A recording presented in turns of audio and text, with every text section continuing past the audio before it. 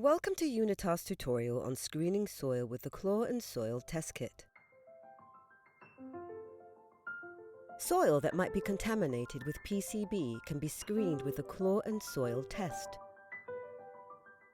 Using the 50 test, it can be used to determine whether the soil has PCB concentration above or below 50 parts per million. The screening procedures should be strictly followed and performed by a technician with specific training. The test kit contains all the material needed for the screening: a portable scale for weighing the soil sample, a brown-capped plastic test tube number 3, which contains 7 milliliters of buffer solution and 2 ampules. Tube number 2 has a black dispensing cap that contains 2 ampules in the bottom and the top. Then there is a glass vial containing extraction solvent, a 5 milliliter plastic pipette, a plastic syringe, a package containing a dry column, tube number 1 with a white cap, and an aluminum scoop. Finally, there is a disposable ampule which is used to neutralize the mercury which will be added during the sample preparation. Here is the soil sample that we are going to analyze. For sample weighing, take test tube number 1 and unscrew the white cap. Attach the alligator clip from the scale to the test tube. Use the aluminum scoop to add soil to the test tube until the scale reads 16 grams, which corresponds to 10 grams of soil in the tube.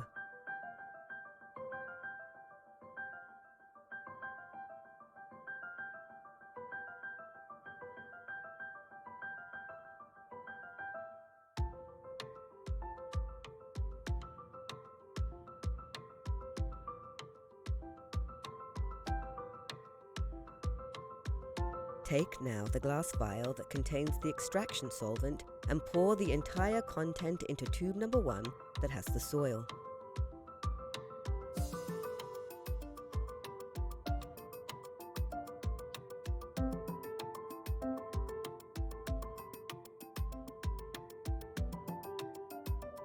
Close the cap tightly and shake thoroughly. Break any soil lumps by squeezing the sides of the tube and continue to shake for 1 minute to ensure through mixing.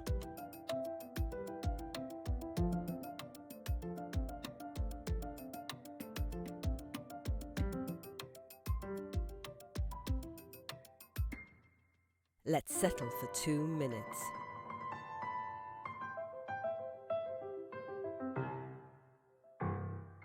Next will be the filtration step, where the extraction solvent is filtered through the dry column into tube number 2.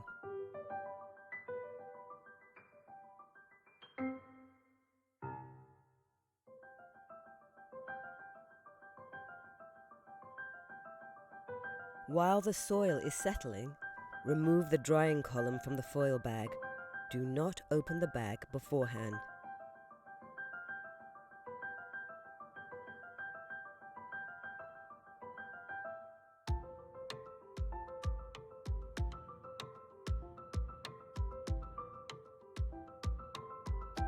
Remove the red cap plug from the dry column and attach the syringe.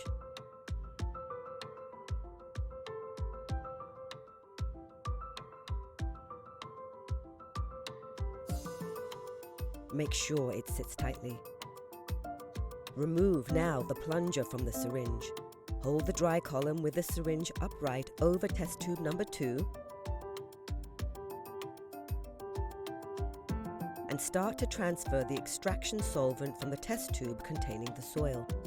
Use the plastic pipette for that and transfer as much solvent as possible without transferring any soil particles to avoid clogging.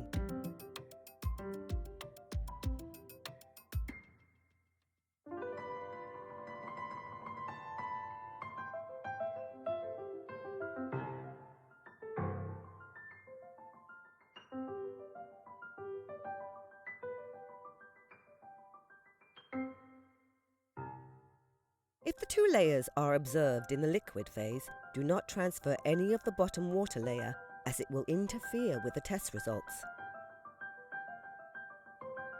Continue by placing the plunger into the syringe. Start pushing the plunger carefully to filter the solution through the dry column until about 5 milliliters of the solution have been filtered and collected in tube number 2. It should take approximately 1 minute to filter 5 milliliters of the solution.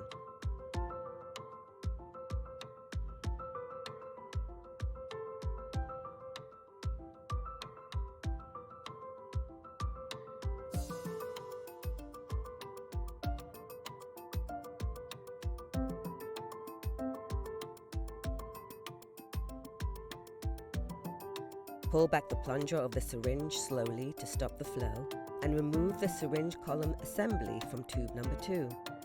Add remaining solvent from the dry column into tube number 1 and close both tubes.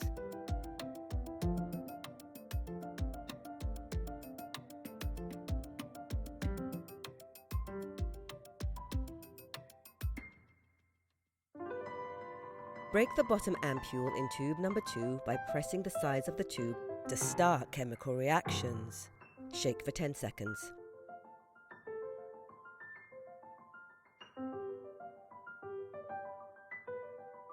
Break now the top ampule to release metallic sodium, which converts organic chlorine into inorganic free chlorine.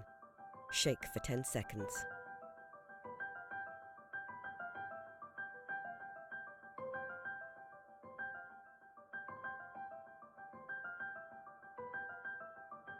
Allow the reaction to proceed for an additional 50 seconds while shaking in between.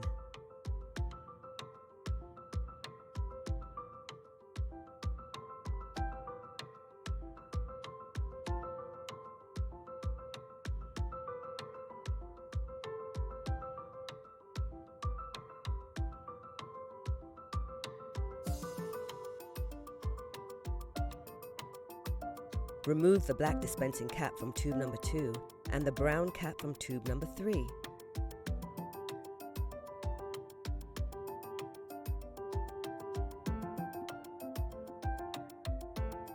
Pour the clear buffer solution from tube number 3 into tube number 2.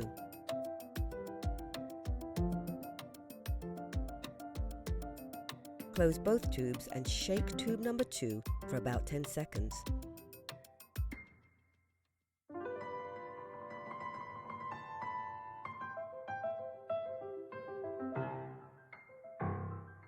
Vent the tube carefully by opening the nozzle. Close and shake well for an additional 10 seconds. We can see how the two phases are forming.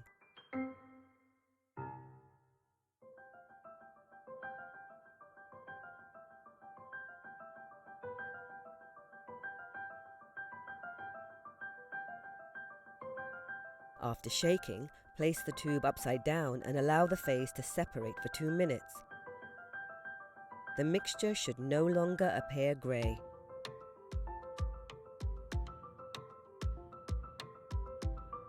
Two more minutes, open test tube number 3, the one with the brown cap. Take now the black cap tube and open the nozzle on the cap. Be sure to point the nozzle away from yourself while opening it and check the nozzle is open completely. Start dispersing the clear solution into tube number 3. Stop at the 5 milliliter mark and before any drop of oil passes through.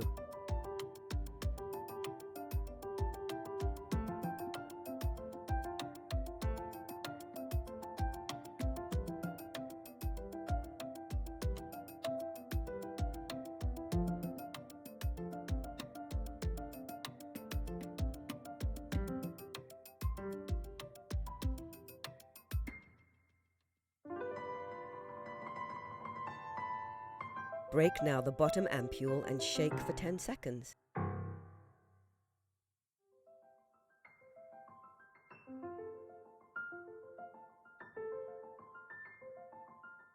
Then break the top ampule and shake for 10 seconds.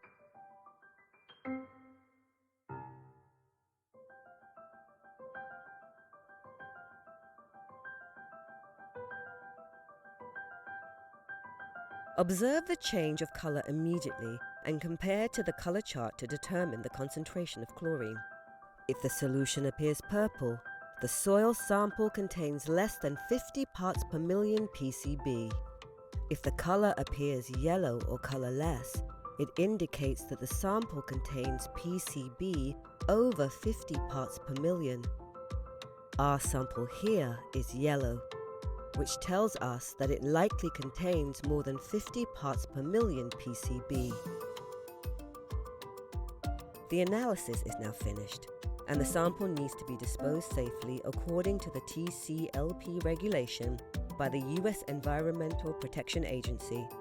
For that, add the disposal ampule into the sample tube, break the ampule and shake for 5 seconds. The reagent immobilizes the mercury, and the tube is now ready for disposal. We wish you a successful screening.